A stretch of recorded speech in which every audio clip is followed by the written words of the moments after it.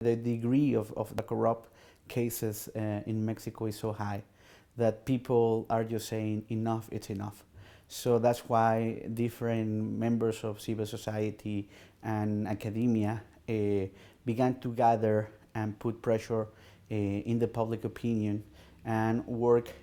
together with Congress in a long series of discussions to have a national, a constitutional reform to create a national system to fight corruption. And then there was this year another series of negotiations to continue with the legislation to improve the powers and the way that institutions are fighting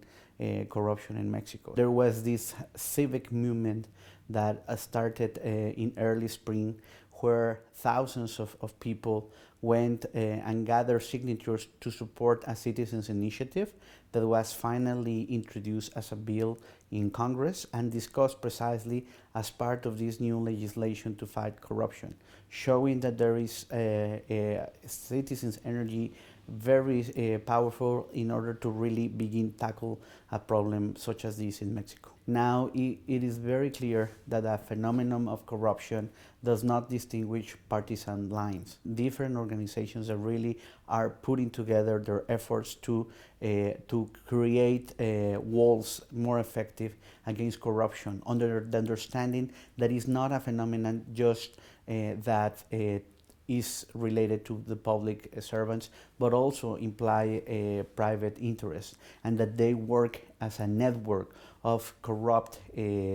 people. For example, during the last 2 years, we have observed different elections in Mexico where parties in governing lost their election precisely because their former governors were involved in huge scandals of corruption. Different governors are being held under scrutiny because of these embezzlement cases. So that is a positive side. On the negative side, definitely, we have observed during these months a huge resistance of a segment of the political class that does not understand the kind of crisis that this Mexico young democracy is having. And they still resist to make public the asset declarations. We observe how it is not a silver bullet, it's not a magic solution, but it's definitely an effective tool to try to begin conducting more effective investigations related to corruption. That is the case of what has happened, for example, in Romania, where through the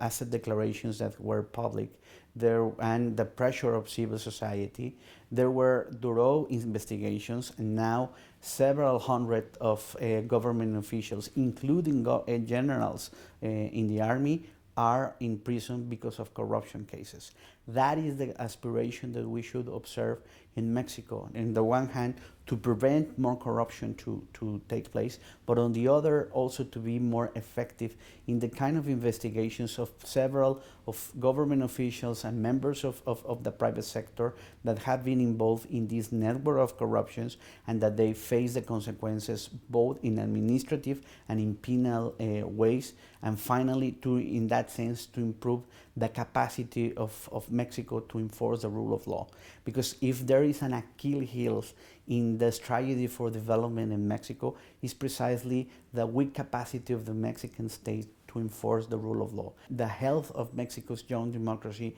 is really in jeopardy, and the only way that we can really recover it and to strengthen the capacity of this young democracy to really produce good results is going to be through civic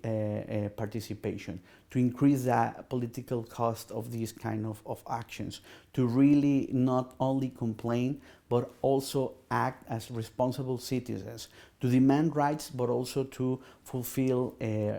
responsibilities. This is the way that we have observed that other societies, little by little, have moved to more acceptable development equilibriums, and that is the aspiration that Mexico is having. And in that sense, I mean, I observe at least during the last 2 years, a growing energy of the citizens that are really pushing in that direction in my country.